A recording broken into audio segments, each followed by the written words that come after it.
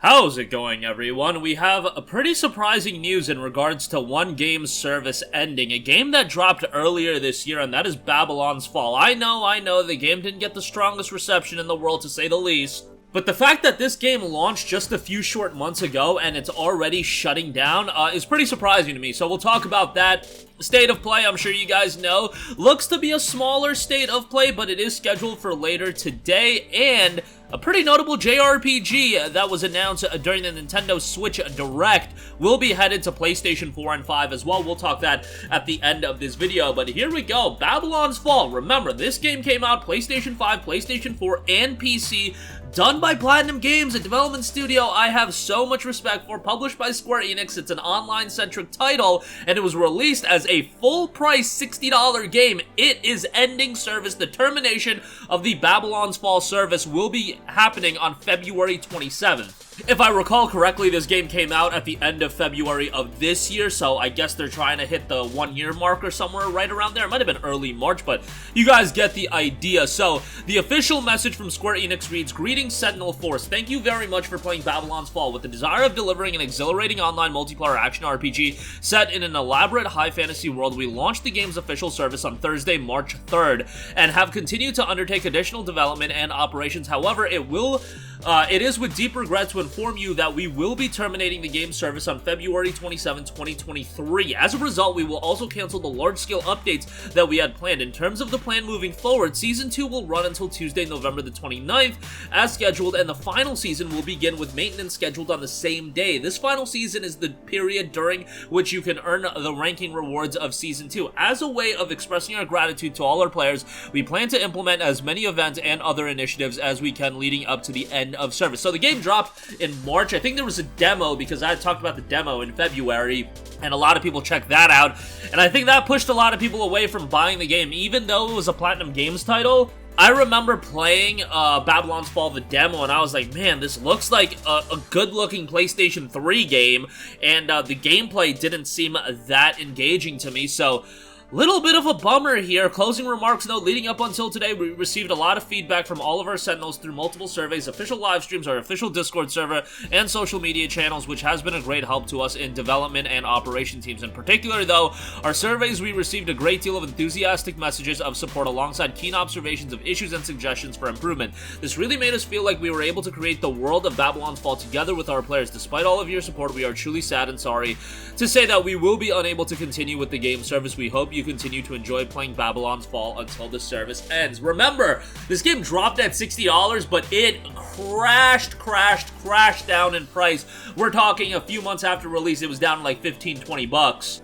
And right away, I knew at that moment, okay, this game isn't long for this world, but I did not think it would have this short of a life. I guess they realize, you know, why continue to invest into it if there's not a significant amount of people playing it. But I just feel bad for the people that dropped $60 on it, and, you know, the game's shutting down because you were expecting to get a persistent online experience. Or there are a ton of people that picked up Babylon's Fall and have been invested into this experience for the last, 6+ months. Probably not, but it is a $60 game at the end of the day, or it was at launch, and, yeah, that's gotta sting a little bit, but you do have until February 27th to check it out. Alright, moving on from that, we do have a State of Play set for later today, featuring 10 games heading into TGS 2022. Once the State of Play wraps up, we'll probably do a video talking about what we see, but it is only a 20-minute State of Play of updates and reveal. Sony Interactive Entertainment will host a State of Play broadcast on September the 13th at 3 p.m. Pacific, 6 p.m. Eastern. The company has announced you'll be able to watch it on YouTube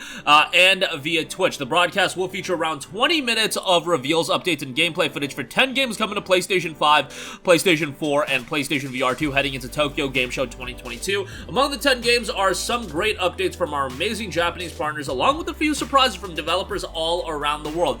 Given that TGS is right around the corner, given that Nintendo Direct is taking up a big portion of the news cycle today, I don't know how advantageous it would be for Sony to do their big State of Play right now. Like once a year they'll have that PlayStation showcase, and that is like the big reveal event. This being 20 minutes, being centered around Japanese titles, I foresee it being something of a smaller scale. We might even hear about the JRPG I'll mention in a little bit, Octopath Travler II. about it coming to PlayStation 4 and PlayStation 5, but a few surprises from developers all around the world. Interested to hear about those. I really don't want to speculate as to what we're going to see. I doubt we're going to get updates on, like, Spider-Man 2, God of War. I mean, God of War is just a few months away. Everybody's buying that game anyway. I don't think we need any more updates, and, stuff like Wolverine, that's so far out. Why do it here? TGS is right around the corner. Make that the primary focus. If you want to show me something of Final Fantasy 16, hey, I'll take that.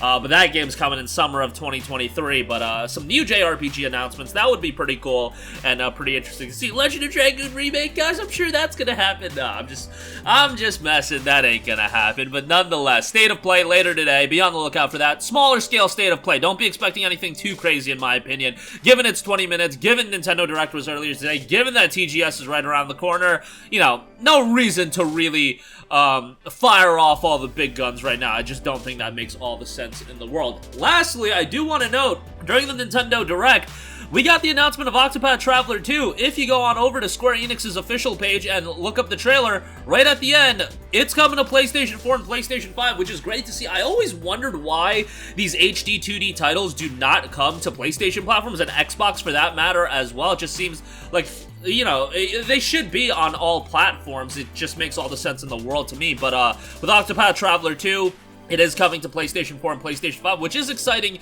to see because Octopath Traveler 1 was a pretty well-done game. And by the way, Octopath Traveler 1 did have an Xbox One release. Never had a PlayStation 4 release, which I feel like that was a bit of a missed opportunity for, printing some money. So hopefully that happens at some point. The HD 2D aesthetic, I think, is great. I think it looks really good. I know not everybody is super into that, but if you do want a bit of a throwback that is also somewhat modernized, I think it's something that a lot of people can get into. So nice to see another JRPG hitting the slate of games that will be coming in the near future. But yeah, if you're a JRPG fan, man, you're gonna be eating good this next 12 to 16 months. Again, all the Final Fantasy games, Octopath Traveler 2, Star Ocean, Dio Field Chronicle, Valkyrie Elysium, and that's just off the top of my head. Legend of Heroes, like, you're talking about the main concern here is time and the money you're gonna spend if you are a JRPG fan, because there's a ton of stuff coming out, and a ton of stuff, frankly, to be excited for. There's a lot of stuff that looks really, really good, like Final Fantasy, obviously at the helm of everything, but when you're talking about other titles coming out as well, there's a lot of other secondary titles. I think, not to say secondary, but not as big as, let's say, an FF16 or an FF7 Remake Part 2, but other games that look incredibly exciting. Hopefully we'll hear more about Tales of here soon, because, it's been over a year since Tales of Arise came out. I think it's been over a year, or just about a year, and would love to see a Tales of the Abyss remaster as another JRPG that I think would do pretty well from a sales standpoint. But that's going to do it for me. Again, Babylon's Fall, ending service on February 27, 2023. Unfortunate to see that, given that just released a few short months ago. State of Play for later today, 20 minutes. Expect a smaller scale event, in my opinion. That's what I'm expecting. Octopath Traveler 2, 2023. February 24th, so be on the lookout for that as well. That's going to do it for me. Sound off with all of your thoughts in the comments section down below. Thank you for watching, and goodbye. Hey guys, we hope you enjoyed the video, and if you did, make sure to hit the subscribe button, and if you're already subscribed, do us a favor and hit the bell icon. This way you'll be notified whenever we post a new video. That's the best way to keep up with all of our uploads, and we usually try to upload 2 videos a day. And with the bell icon hit, you'll be notified whenever we do upload a video. As always, thanks for watching.